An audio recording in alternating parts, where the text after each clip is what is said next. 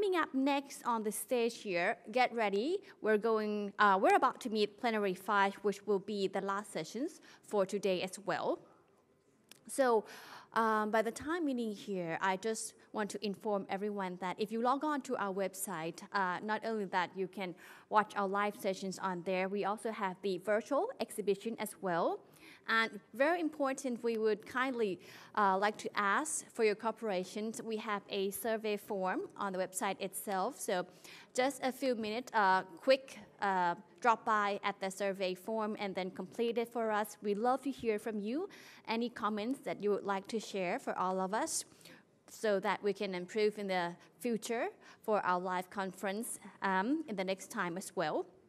And apart from that, just to remind everyone that we also have an e-certificate for those that have done the 3 criteria as follows that we mentioned earlier. So one more time, remind you that first is that if you have attended the opening ceremony and the special lecture from Her Royal Highness Princess online, you also will be qualified for the e-certificate.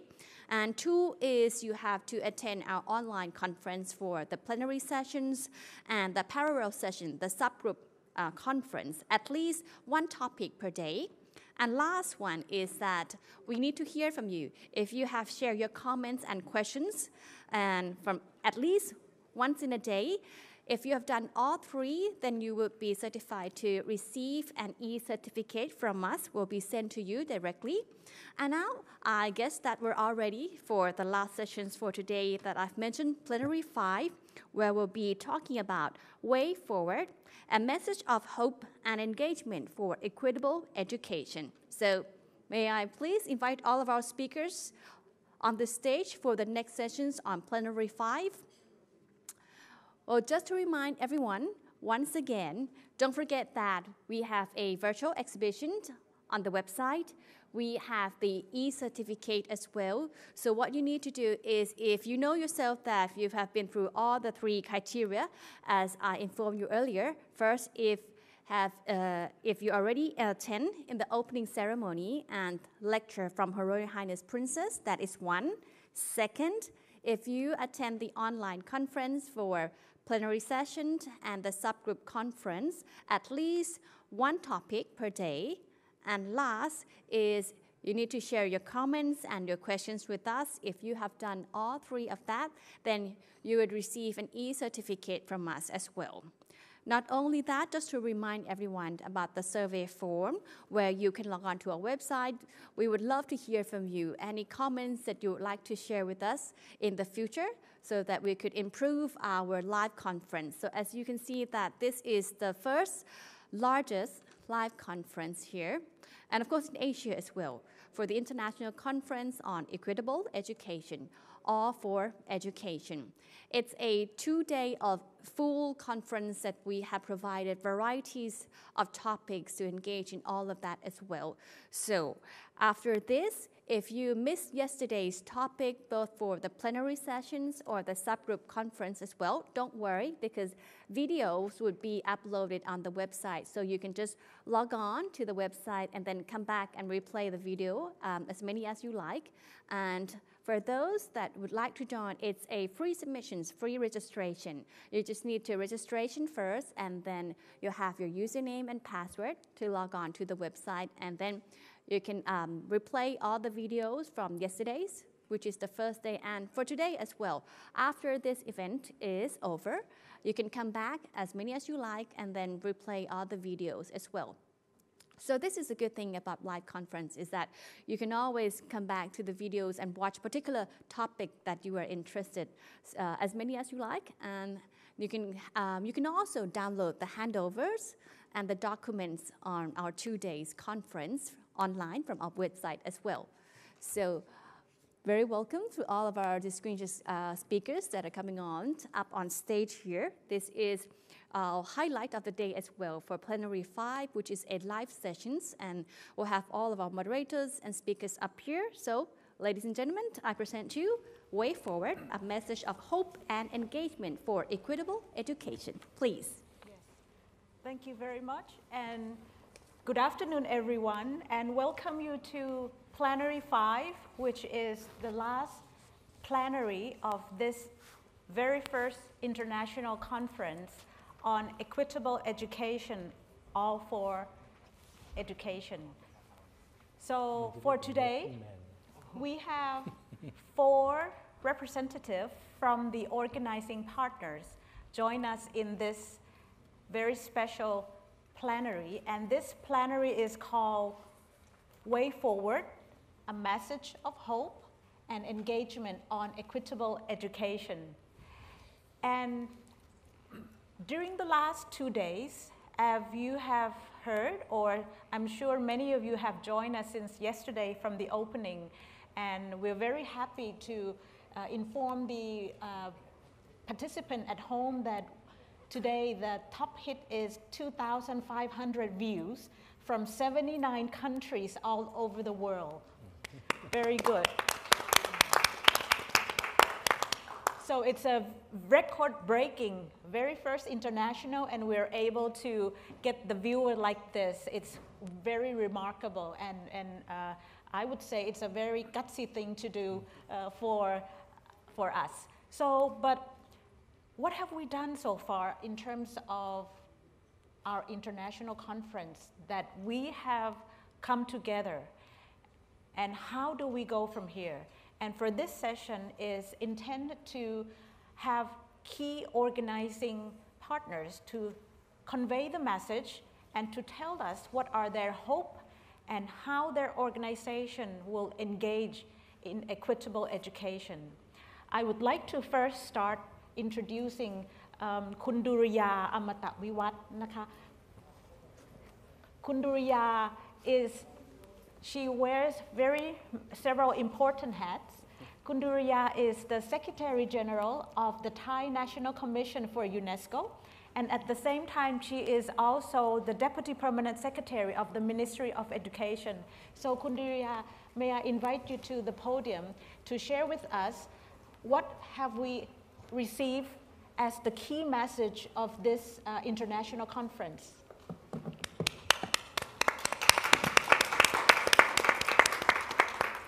Well, first I would like to congratulate the organizer for such 1,000 views online, and this is the remarkable number for the international conference like this.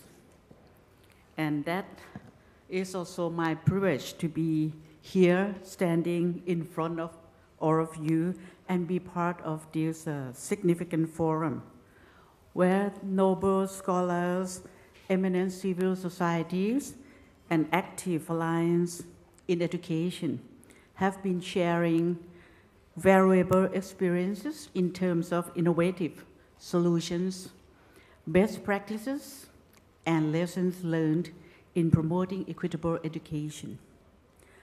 So let me start by bringing all of you back to yesterday from the beginning of the conference.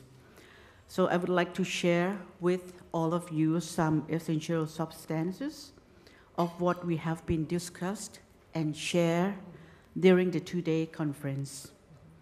At the beginning, I think all of you have also witnessed that we receive a gracious honor of Her Royal Highness, Princess Mahachakri Sirinthorn, to deliver special lecture on 40 years of promoting equity in education and improving quality of lives for the disadvantaged children and youth. The insightful presentation of Her Royal Highness has indicated that she has been involving in many educational development projects long before Jomtien Declaration was adopted in 1990. It also paved us the way to see that the royal activities and royal projects, many of them contribute to the development of education, and not only in Thailand, but also expand to some neighboring countries. And later we heard from the presentation of 2 global funds, namely Education Cannot Wait and Global Partnership for Education. And they presented good models for future work that could be some example for the Equitable Education Fund. And the two global funds share lessons learned, particularly challenges during the pandemic of COVID-19. We have witnessed progress in access to education during the past 30 years. However, there are many challenges that we still have to address and tackle. Before the pandemic of COVID-19, around 250 million children were not able to read and write, and around 200 million young people leave school without necessary skills that could help them earn their livings. The discussion on session 1, let me bring you to some highlights of the session 1, which is the equitable education and COVID-19.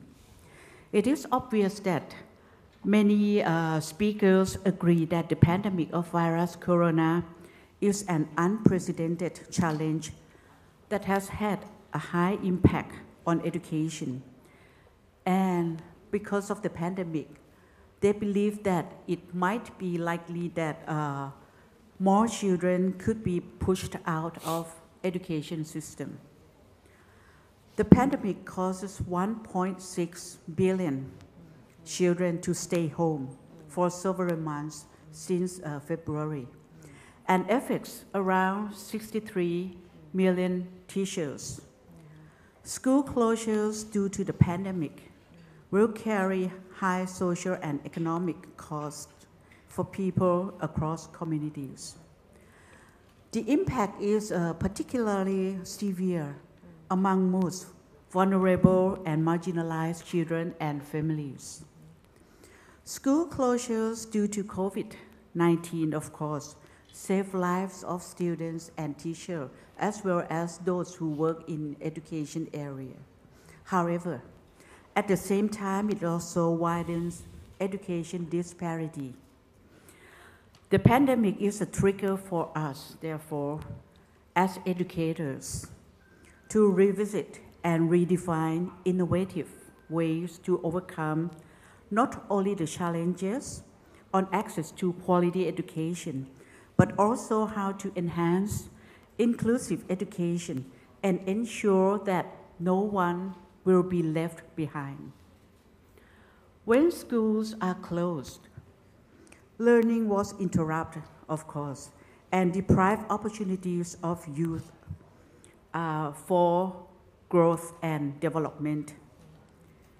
And mostly, this will impact among the disadvantaged, because many of them experience poor nutrition, because most of them rely on school lunch program.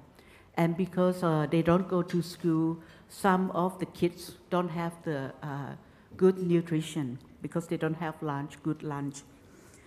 Changing from classroom-based learning to home-based learning has increased high demand for digital learning. When parents and teachers are not ready and well prepared. Infrastructure is also an obstacle for digital learning, where those who live in big cities easily access to digital learning, while families in the rural areas have difficulty in access to the infrastructure that could enable them to access digital learning. Some teachers have been well trained to use advanced technologies, while some parents have limited capability to facilitate the learning of their children. Moreover, the learning materials for distance learning have not been well prepared and not adequate for the students to use. As for Thailand, it is fortunate for us that during the pandemic, it was the school vacation, and the reschedule of the opening of the school from mid of May to the 1st of July could enable us to have at least 1 month and 1.5 months to prepare for everything. During this period, we could train our teachers to be familiarized with the technologies for distance learning, develop adequate materials, and be prepared with new normal approach for education. The Ministry of Education has also worked with other agencies, both public and private sectors, to prepare necessary equipments for families to be ready for distance learning. Now I would like to move to what we highlight in session 2. Some practices related to the promotion of equitable education were discussed. Some countries have clear legislation that right to education is the basic right to ensure accessibility to education for everyone. Many speakers share common views that even though equitable education is not legalized, there are some good practices among the speakers showing that we can push forward equitable education in our society without legalized law. In many cases, equitable education is the heart of education reform as well as in Thailand, particularly when it comes to the vulnerable groups. It shows that strong leadership at school level could revitalize the engagement of teachers, parents, as well as the communities to mobilize collaboration in inclusive education. School leadership is also one of the key factors to support wider equitable education in the communities. Different countries have different methods that would suitably respond to their own context of equitable education. The highlight of investment in education is one of the key issues that we discussed a lot during this conference. We have always confirmed that investment in education is the most effective way in improving labor forces and could help elevate national economic growth. Innovative financing in education, therefore, is to raise additional funds to education investments and shows maximized use of the budget. As Kun Ishiro just mentioned during the previous session, our speakers share some practices that could be effective ways of using the education budget to promote equitable education. The conditional cash transfer program is one of the most popular interventions in many countries to help poor families to return to school and reduce the number of out-of-school children and youth.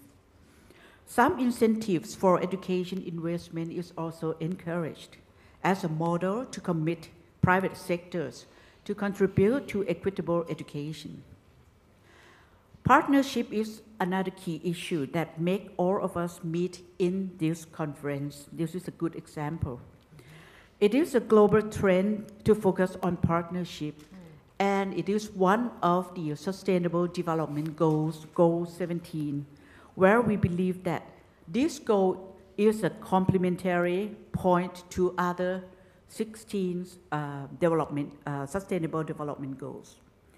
Partnership between sectors and networks is a critical and demands for inclusive and equitable education for all. One of the success factors to promote equitable education is to engage and build partnerships between public and private sectors.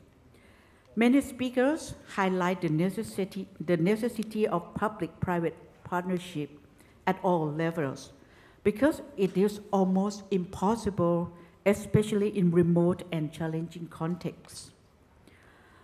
The world is moving so fast, and public sector alone cannot keep pace with emerging challenges, particularly in terms of the advancement of technologies.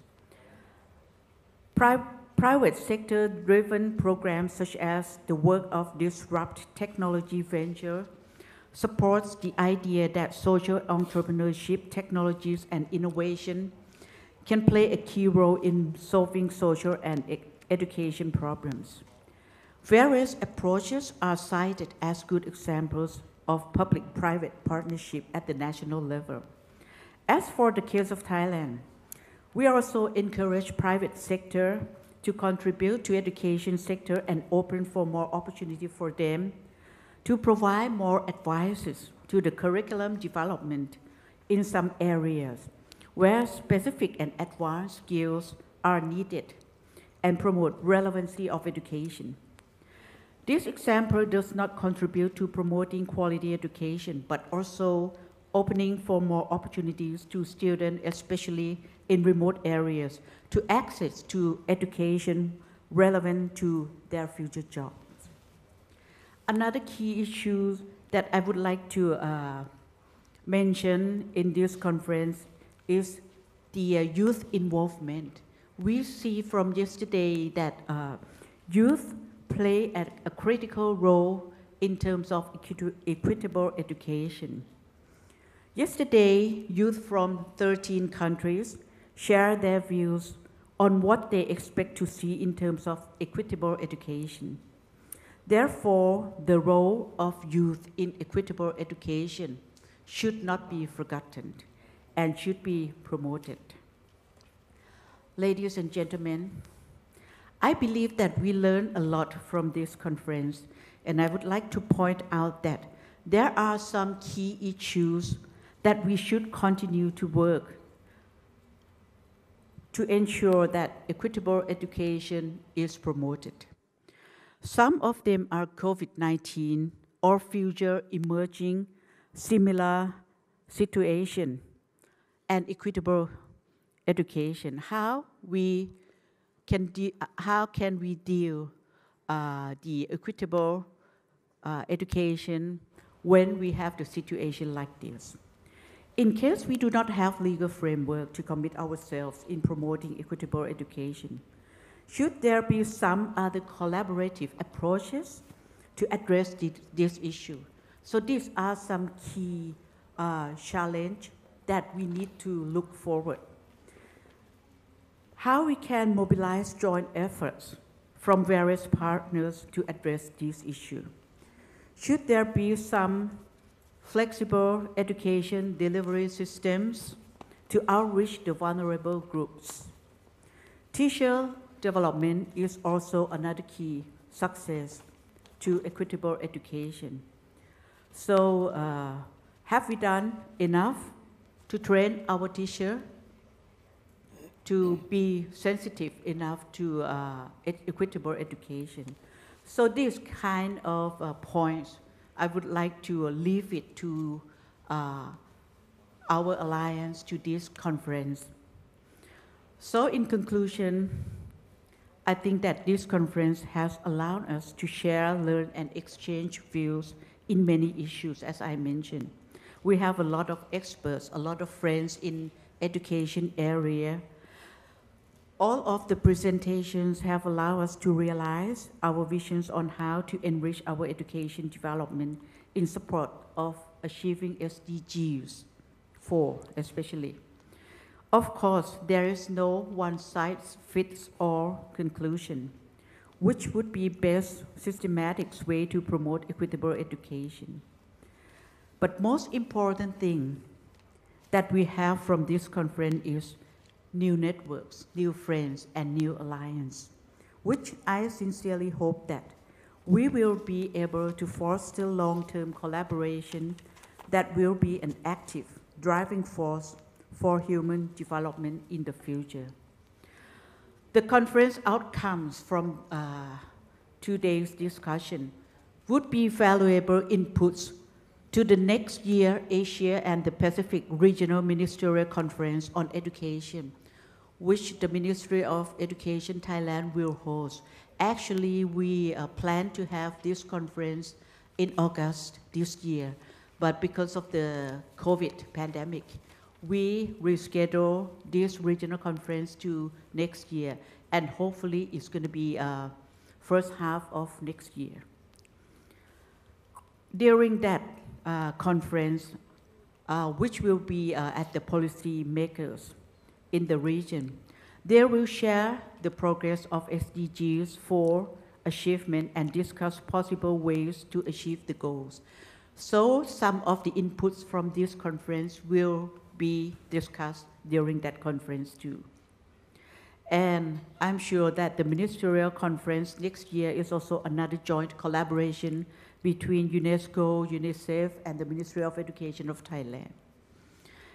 On my final note, I would like to take this opportunity to thank the Equitable Education Fund, the EEF, and all other partners, namely the Ministry of Education of Thailand, the Ministry of Interior, the Ministry of Human Security and Social Development, UNESCO Bangkok, UNICEF, and Save the Children, and also all the staff members who have been working very hard during these few months. I'm sure that they have been working very hard, and this is what I would like to congratulate all of you for the success of this remarkable virtual international conference. So my gratitude also goes to all participants online from all over the country. Thank you for your kind attention to this conference. Thank you very much.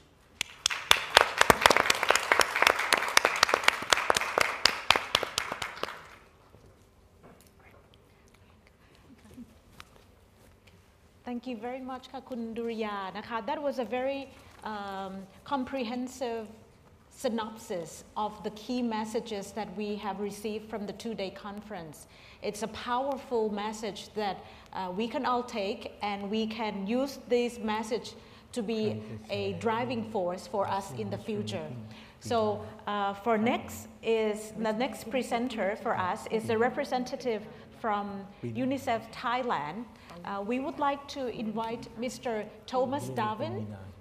Mr. Thomas is the representative of UNICEF Thailand, and he will share with us and convey with us what is UNICEF hope on equitable education, and how will UNICEF Thailand respond or engage in all the key messages that came out from this international conference. Mr. Thomas. Thank you very much. Sawadee krap. Good afternoon. Bonjour.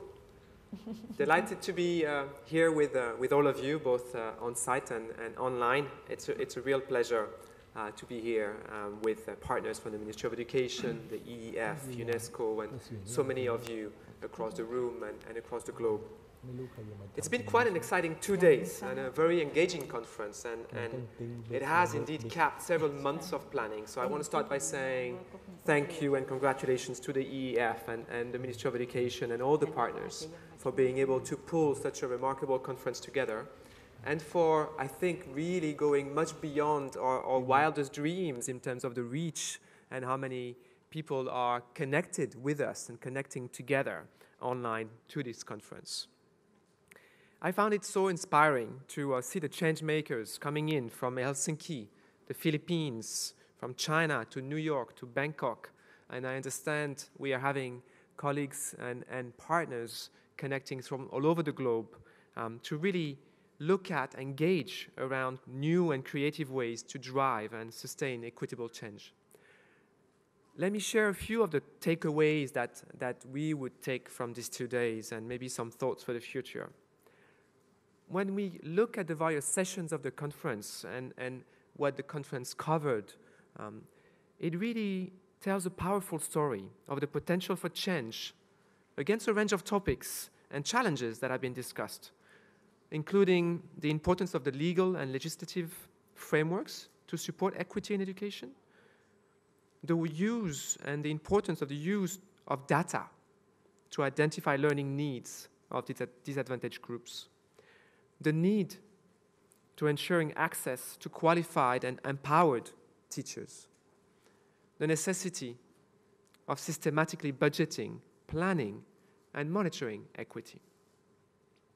And to us, all of this comes into really a realization that all the good practices and lessons that we've heard tell us one message, is that inequalities in education are not inevitable. These inequalities are the results of policy choices that we have made, as governments, as a community of education, as societies, as community actors. And what it means to us is that these choices can be adjusted. We can alter the course of these policy decisions that we make together. We can learn. We can make them better. How do we do that? We do that by fostering an inclusive, action-oriented dialogue, such as this conference. We do that by becoming laser-focused around children that are not accessing schools, but even more importantly, around what do these children that access school learn? What are their learning outcomes? What do they walk away with as skills, as knowledge, as capacity to engage in their own future and the future of their families and their communities?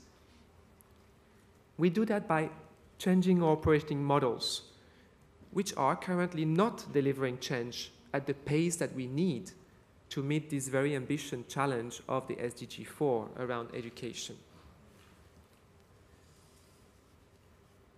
We do that as education champions by embodying the urgency of change. And I want to really emphasize this, the urgency of change for the education systems and for ourselves. We need to acknowledge that we do not have all the answers.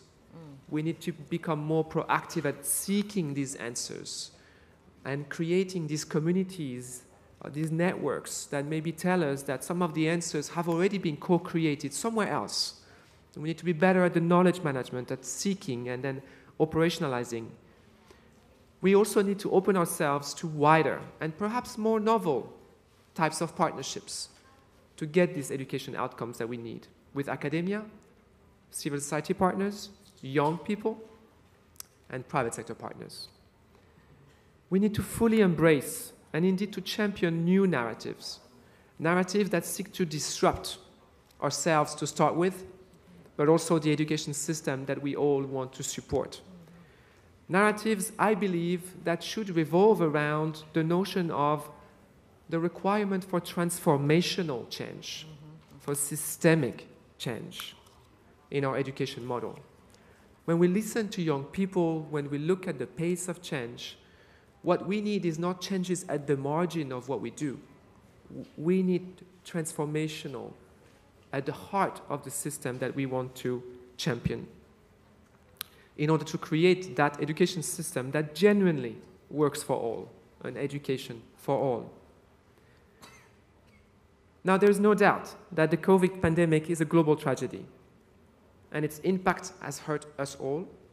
And unfortunately, as Kunjoya said, it has and potentially will impact disproportionately those that are already most vulnerable, those that were already struggling, those that were already behind in their learning journeys. Yet, it also put an emphasis on a further inequalizer or a further engagement area for us, and that is the notion of the digital divide, which is reflected in both the differences in access to hardware, connectivity, and the right software, but also the huge shortfall of teachers and parents with the digital skills to maintain continuity of learning. COVID is going to impact the world. It's going to impact the societies, the economy. It's going to have significant negative impact, potentially long-term impact on job access and the type of employment that is available to young people to access. What it tells me, what it tells UNICEF, is that the need to invest in this generation's human capital has never been greater. If there was ever a once-in-a-generation opportunity to co-create for system change and for collective impact through education, it is right now. Going forward from a UNICEF perspective, we really want to put our effort around the notion of learning unlimited. And that is to support every child and every young person to access learning anywhere by connecting schools, connecting every child, connecting every young person to the internet as an opportunity to fast-track and to systematize their access to learning, and also scaling up world-class digital solutions which meet every child and every young person's unique learning needs and context. Many of the young people we talk to tell us education has not changed for 100 years. I think all of us would argue that's not completely true. Still, that's a perception that the education systems give to many of young people in the world. This is not just a Thailand-focused dialogue. It's the same classroom, it's the same way of teaching, it's the same kind of test at the end of the year. Many of these things are here. And yet, machine learning is here with us. Digital platforms have been creating. Some startups creating by 20-year-old are getting learning outcomes that are better in focused engagement than general learning systems at national level. Let us learn from this. Let us take this opportunity of that digital opportunity to actually fast-track this learning for all, to equalize access to education for all.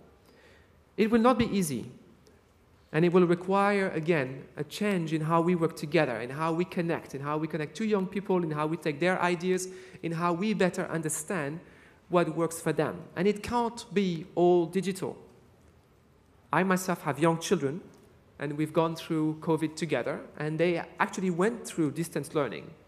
And we quickly realized that whilst we are clearly part of a community that is very, very gifted in terms of our connection to internet, great schools, teachers mostly ready for this, it was very visible to me as a parent that that was simply not enough for either of my children, that they needed that connection, that physical engagement, that connection with the teachers to engage around emotional intelligence, around collaborative work, around connecting with others in a way that is not just purely academic. So there's a number of challenges and areas for engagement, and I would maybe offer 5 areas that maybe could allow us to take the most of this digital engagement. The first one is we need to deliver clear roadmaps to connect all schools, including very remote ones, to internet, so that their students may have a chance to benefit from local and from global learning opportunities that is available to them, or that we will make available to them. This needs to happen tomorrow. There is no excuse for us not to connect schools. We have the resources, we have the knowledge, we have the know-how. We can do this if we come together. And together, as a global community, also bringing in partners, such as private sector partners, and making them co-owners of this challenge, not just contributor, but co-owners of the success, of the result. 2, we need to embrace the understanding that education is about academic learnings and learning outcomes, but also so much more. It's about fostering student ownership of their education, their voice, their empowerment, their organizational skills, their growth mindset, their mental health, their nutritional status, their social emotional skills. All of these are part of the adults that they will be tomorrow. All of these are assets that they will need to manage the challenges of tomorrow that, I think everybody agrees, are somewhat greater than our own generation. 3, we need to maximize the technology's potential to transform education, and that will require massive investment in our teachers. We have an incredible potential to make technology work for children, but also to work for teachers. It's not and will never replace teachers, but it can be an incredibly powerful tool for teachers to be better at their work, for teachers to focus on where their best added value lies, around that social connection, around that emotional intelligence, around that critical skills, around that analytical spirit. And many of the teachers of the world are not quite ready to take on that challenge. They're not quite ready to benefit from the digital skills. Let us invest in that in a way that we have not yet done before. 4, if we acknowledge that education also happens at home, we need to acknowledge that many of these homes in the world are not yet connected. They don't have a device. They don't have electricity sometimes. They don't have necessarily parents who are there at home who are either educated enough to accompany their child's learning journey or simply are not home because they're working long hours. How do we manage this? How do we make sure that we have different models of engagement for these children, and that we make sure that technology is an accelerator, but not an accelerator of the divide? It's an accelerator of the bridging of that divide. How do we connect these children? Last point, financing of education systems and budgets must be a core priority of a country's economic recovery plan. It cannot come second base or third base. It cannot be an afterthought. What we invest in today's children will define the success of a nation's economic recovery in very short term and mid-term. We need to make that the priority of the investment portfolio of the government. We firmly believe that how we leverage technology in education today has a potential to transform how the systems of education will be equitable in the future. In summary, we, as a world community, we are faced with an unprecedented challenge, which is the COVID crisis.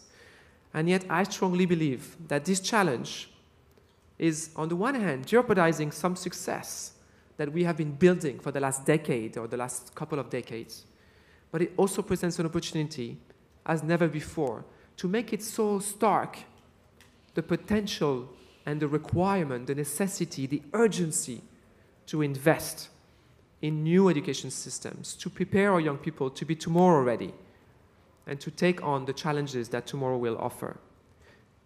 We want to look at it as an opportunity of a lifetime for us as education champions to drive this transformational change that the education systems in the world require us to drive, to bring that equitable systems of education and quality education for all. Let us be the change makers that the children need. Let us be the change makers that the world needs today. Thank you.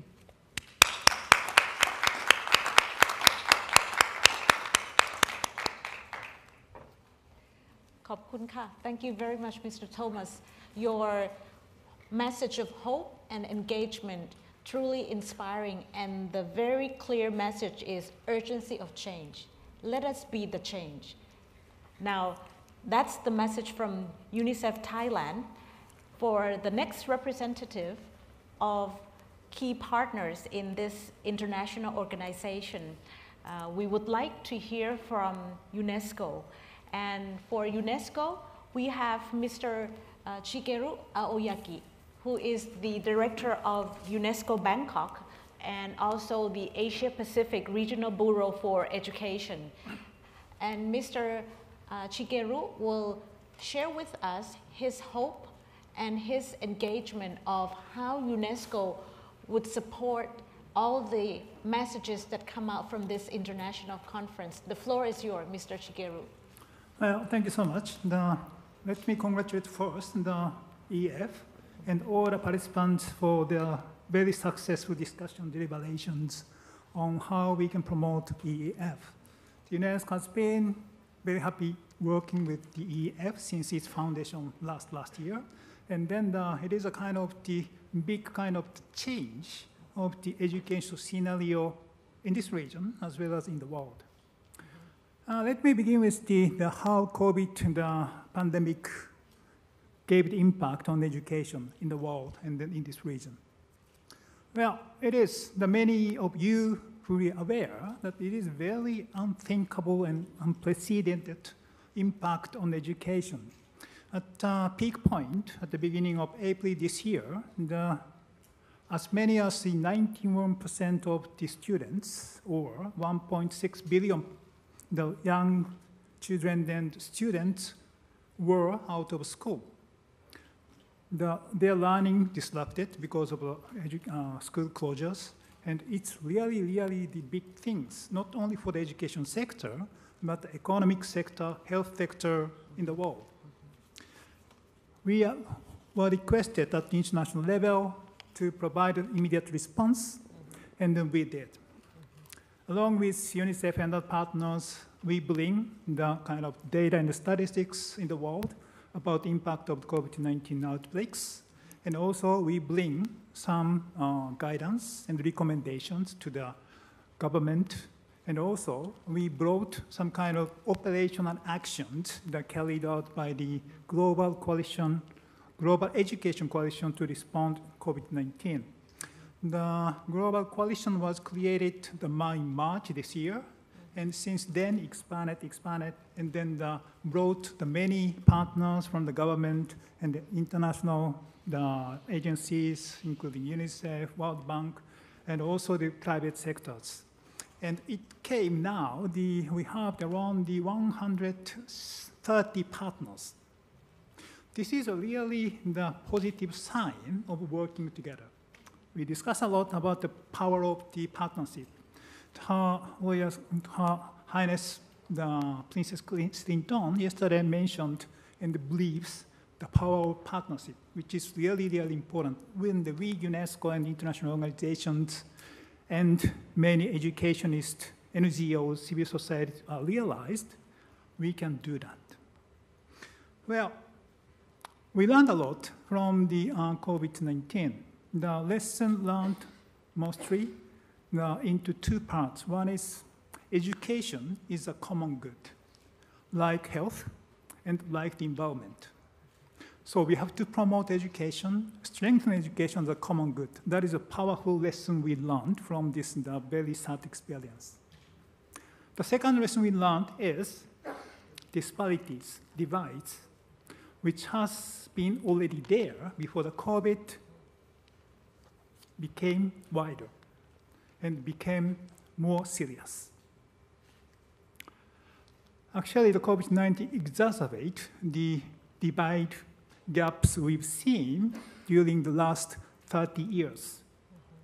Those who have not became much more kind of the serious situation in terms of wealth, in terms of education, in terms of information and knowledge. So we know the flow of knowledge, flow of information, and flow of wealth should be more kind of transparent and visible. Otherwise, the current regime, which will allow such kind of impartial and then the serious kind of the impartial and serious, the invisible flow of kind of trends will be again exacerbated. So we've seen a lot of kind of the great development, as Kunduria said, during last 30 years. At the John 10 conference in 1990, we saw the 375 million students are out of school. At that time, we have the 5.5 billion people in the world. And in 2018, the number of out-of-school children reduced down to 258 million, where we had the larger population of 7 billion people. So it is great achievement. But nonetheless, the Global Education Report, as well as the SCAP, the SDG Progress Report, saying that we are not on track. And this conference, to me, is a kind of inspiring power to recognize or remind the people, if the current trend continues, we will never see the achievement of SDG 4. We are now in the starting point of the action for decade of SDGs. And this is really good coincidence. The EF organized the conference to promote equitable education for all. But again, we have to be serious to know that we are not on the track, and current and the conventional way of intervention in promoting education cannot work if we really achieve the education for all by 2030. This is a circumstances situation. So what is the challenge? What is now we have to do? We have to change, as Thomas said. We have to be change agent to transfer the more relevant, appropriate education provision to the future generation. We've seen still a lot of kind of the out-of-school children, as Ichiro showed the graph. Still the out-of-school children at primary level, persistent at around 10%. That is the last mile. How we can address the last mile? our colleague Sheldon Schaefer mentioned, it is a kind of political dilemma. If the education ministers use the money to make the richer much richer at higher education level, for example, or to address these last miles in a serious way. UNESCO set up the International Commission on the Futures of Education last year. And then they developed a lot of reflections on the futures of education. The COVID-19 gave us the opportunity again to reflect on what should be the futures of education. And recently, the Commission published a very interesting publication, which is called 9 Ideas for Public Action for the Education in a Post-COVID-19 World. And these 9 ideas is very much to do with the message we got from this conference. It's something around the policy framework, it's something around the funding, the budget, and it's something around the teacher empowerment and how we can involve more the vulnerable children. 9 ideas I'd like to introduce. One is they recommend to strengthen education as a common good. Number 2, they suggest to expand the definition of the right to education. We've seen a lot of good development around Right to Education Act. For example, India in 2009, they enacted the Right to Education Act, which incorporated much more types of disabilities, which included the learning disabilities, including the dyslexia. So that kind of trend is really, really now on the wave, but we have to push more to really reach the unreached. So the right to education should be promoted in the education framework and the planning and the policies. And number 3 is to value the teaching professions and their collaborations. Teachers are the asset of education. We've seen a lot of artificial intelligence involvement in the education sector, machine learning, but they cannot replace teachers and schools. That is one of the big messages the International Commission on the Futures of Education gave to us. Number 4, to promote youth and children's participation in every form of learning. Formal education, non-formal education, and informal education in the process of lifelong learning. Education opportunities should be provided everywhere, anytime, at the pace of the learners. So that is also the very important message for us towards the education after COVID-19.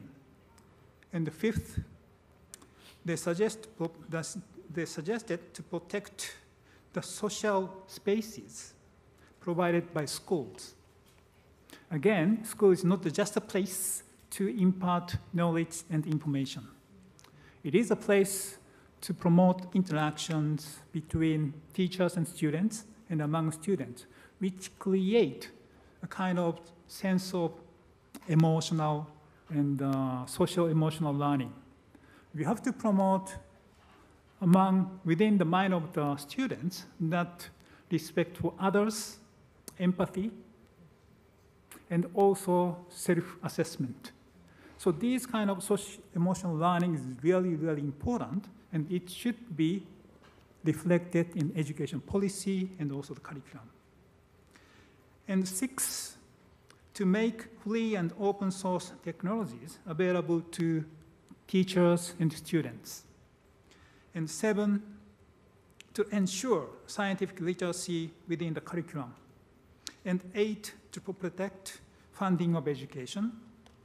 And 9, to advance global solidarity to end current level of inequality. So these are 9 actions suggested by the Commission's International Commission of the Futures of Education, which is chaired by Her Excellency President of Ethiopia. And I was very happy to see the many key messages during the conference are very much related to these suggestions at the global level. As Kunduria mentioned, the UNESCO, UNICEF, Ministry of Thailand, the Ministry of Education Thailand will organize the Education Ministerial meeting next year. And I really wish to have one panel to reflect on the 10 key issues that brought up this conference and how we can address these issues. We have to go ahead and we have to put our agenda forward at regional higher level.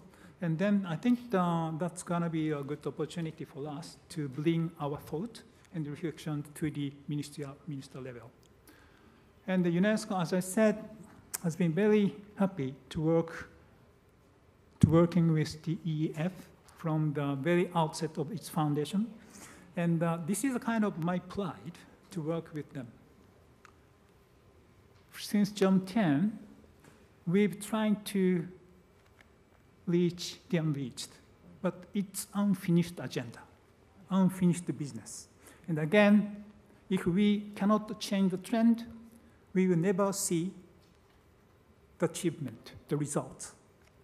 And kind of natural, conventional way of intervention cannot work. That we all know. We have to change. For systematic institutional change, we need, as Thomas said, we have to see it. But for that, we have to create some kind of emotion, respect for the others, understanding differences, and learning each other within the mind of the students. That is important, the mandate of education. And UNESCO, we're very happy to work with EF, of course, UNICEF, and also the Ministry of Thailand and the Ministry of other countries to advance this noble issue of equitable education for all.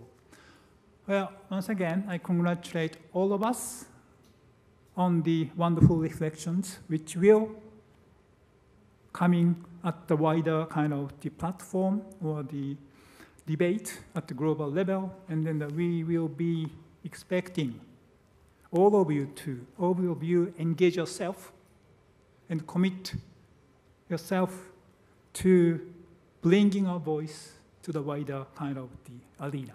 I thank you very much and congratulations once again.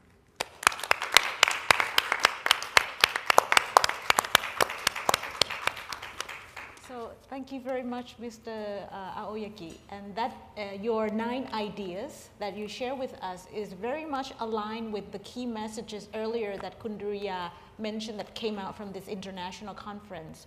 So it truly echoes and confirms that we know where the gaps are in terms of education for all, and we know what would be the direction we should go to fulfill the last 10 years to reach the last miles of those vulnerable children that we want to reach them. So thank you very much again for sharing with us UNESCO hope and the support. So now, last but not least, is one of the very prominent speaker of Thailand. And today he's representing 2 hats with us. In fact, I would say 3 hats. The first hat is, he is the advisor to the Education Equity Fund. The second hat, he is the chairman of the organizing committee of this international conference. So he is the one behind the scene, I would say the mastermind of this international conference. And the last hat that he's wearing is, he's the chairman of the Princess Mahachakri Award Foundation, a very distinguished award which is given to teachers in Southeast Asia, teachers who changed life of students all over in Southeast Asia. So please join me to give a big round of applause for Dr. Krishnapong Kiratikon.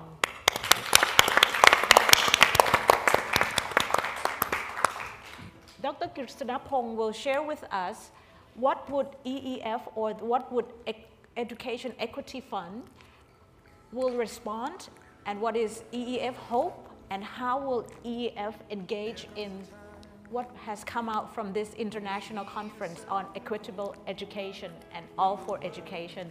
The floor is yours, Dr. Pisanapong. Sawasdee krab.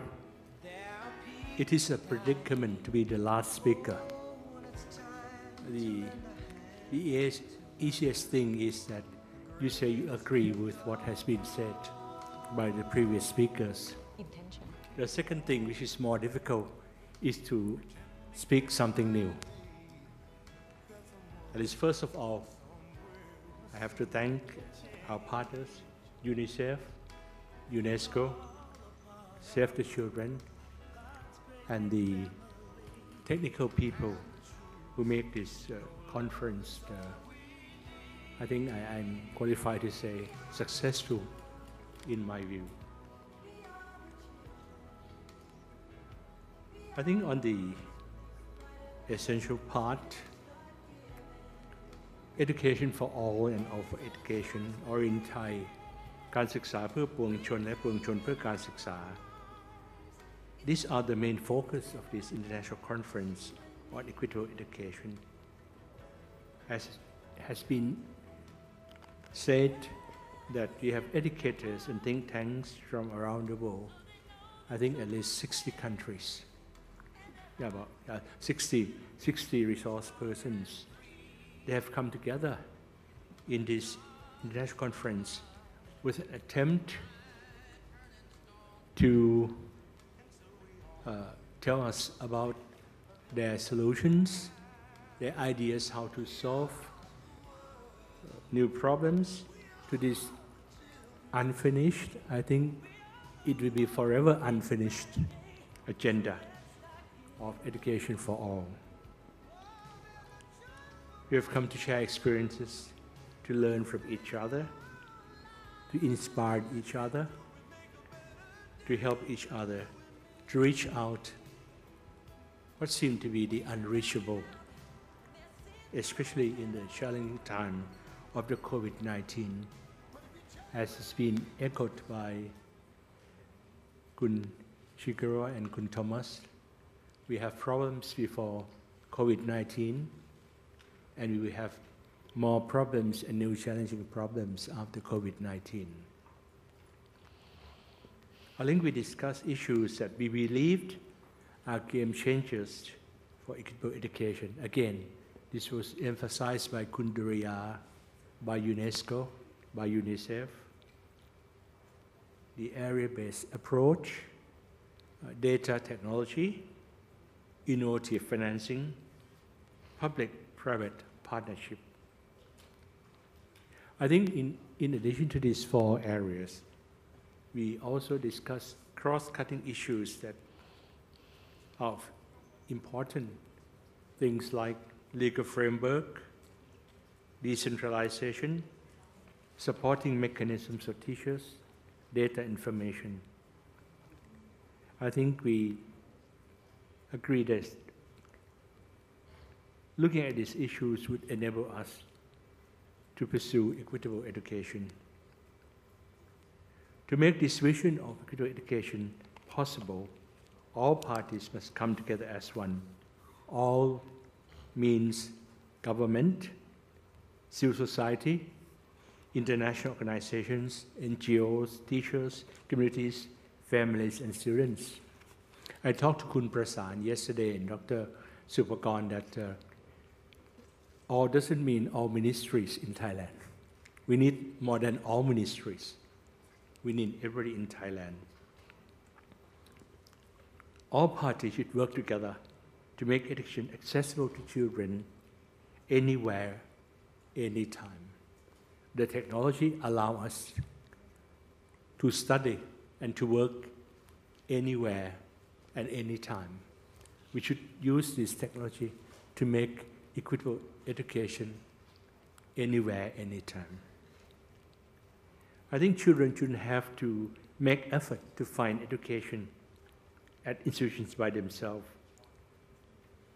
I think we should join hands to make education available regardless of the children's problems, needs, living environment, and social environments. Whereas the mainstream approach is to bring education to, is to bring children to education, to bring education to schools. Let us turn the table around. Let us all bring education to children. This is a new paradigm. With this, I think we can reduce inequity. I think Thomas put it very well that inequity is not inevitable. We must make equity inevitable. Inequity is not inevitable. We must make equity inevitable. Inequity, as Kun Thomas mentioned, it can arise as an act of nature, but it is more of an act of policy, an act of choice. So we have to change the policy, and we have to change the choice. We are part of a global community. We are here at this conference because we share common curiosity, common passion, common interest, how to make all for education possible. We have common goal. We want to deliver equitable education to all. Being a witness to this conference, just for the record, we have registered at peak over 8,000 participants from 7 countries. I think to me it's how amazing and comforting that we have this quantum of people sharing the common curiosity, interest, goal, passion. The next question is how to concretize and mobilize this potential we have witnessed into action. Kundrya, UNESCO, and UNICEF has offer some ideas how we should move forward. Again, I'd like to emphasize what has been mentioned, that we need networks to move forward. Strategic network as well as what I call synergistic network. We need what I call synergism of networks, not addition of networks. Let's look at how we create this synergistic network, not just additive network. With this, or without this network, the practice will be the same, it will be more of the same, and all for education will lose momentum. As an initial step from this conference, I think the Equitable Education Foundation and the Princess Mahachakri Award Foundation are willing to serve as the building block for this international network of equitable focus education organizations together with our partners, namely UNESCO, UNICEF, Save the Children, and others. We would like to work together with our colleagues to make equitable education fully realized by 2030. With this network, as Kundrya reflects that, we build this collaborative network at synergistic network. We would have new friends, we would have new networks, we would have new ideas, and we have new actions. EAF would like to share experience at domestic level on developing what we may call Thailand National Alliance of Equitable Education. Last month, in June, EAF organized and bring together government ministries, provincial governments, local governments to share their practices in which how they promote equitable education in their context. It is a catalyst for provincial and local governments to work together. Witnessing this local conference, we see transformation of a gathering into a platform, a local platform, a national platform of inspiring, sharing, and learning, to name just a few. At this EEF local gathering, we drew over 500 participants from, I think, all the 77 provinces of Thailand. At this conference, we have reflections of interest and willingness to drive the All for Education forward. I think now we have a local platform that local stakeholders can work together.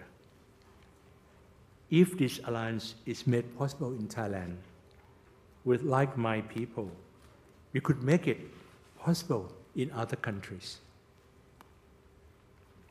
At the international level, EF organized 2 meetings, I think, in the last 6 months. I was fortunate to be participant in these 2 conferences. We brought together players in equitable education at international level, forming a network. This network will be a community of practitioners on equitable education. We foresee that EAF and the Princess Mahachakri Award Foundation would be one of the many bridges linking national alliances or national networks with international networks. I think from this two-day international conference, we learned that COVID-19 maybe is a blessing in disguise. It makes equitable education more challenging. It brings us together. It brings us closer. We can see from these 2 days of blended online conference with this 21st century technology, with commitment to children and with passion for education for all. This basically could prevail over COVID-19. This shows that network and partnership are the key to help us overcome the last mile challenges. The synergy within and among networks will help us attain the Sustainable Development Goal of equitable and quality education for all by 2030. Ladies and gentlemen, the word all for education is not just a summative, as I said, of all parts, but a synergism of all parts. We look for synergistic network on top of additive networks. It is all of us who can help save and help bring quality education and quality of life to our children. It is all of us together to make the difference. It is the best gift of all that we can give to our children, to the future generations. Thank you very much. สวัสดีครับ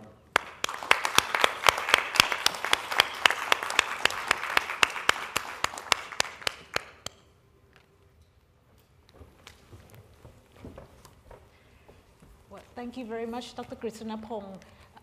Your philosophical definition of all for education and education for all is very inspiring. And it helps summarize what we have been conducting during the last 2 days for this international conference, because this international conference is the theme for all for education. And what you said is, together we should come as one. So ladies and gentlemen, we are here today, and yesterday we all come together. These 4 organizing partners has come together as one, just like the music that started earlier when you hear Dr. Krishnapong walk to the stage. That was the music called We Are the World, We Are the Children, and we must come together as one. So let's give a big round of applause for our 4 representative panelists today. We congratulate ourselves as well. And thank you very much for all of you who listen or are joining in with us at home. So one for all and all for one for equitable education, all for education. Thank you very much. Thank you very much once again to all of our distinguished speakers and our moderators for our last sessions of the two-day international conference here, the Equitable Education, and of course, All for Education. So these are the songs, and I think most of us here know this song. And it really goes with our theme here, All for Education. And you know, we need to do this together. One cannot make it happen. We need all of us, and we need all of your help together, everyone here. So I say that this is the final for our two-day international conference, and it's been a great moment for all of us coming up on an online conference, sharing knowledge, information, and variety of topics and sessions that are very interesting. So just to remind everyone that you can use your usernames and password to log on to the website, and we'll have the video uploads on the website itself. And just don't forget that from the emails that everyone has registered, we'll be sending a survey form. So we love to hear from you. Just take a few minutes to fill out the survey form and send it back to us to improve in our next conference. And don't forget that on our website itself, we have the virtual exhibitions and many more to come in the future. Thank you very much to all of our speakers, all of moderators, and everyone that are watching from our online conference here. We love to hear from everyone. We love to see some changes happen in the future. And thank you very much for your cooperation and your interest for being with us in these full 2 days. And this is the final for me as well, Sarita Chu Si, as your host. Thank you very much, ladies and gentlemen, all participants that are watching. Have a wonderful evening and see you in the future. สวัสดีค่ะ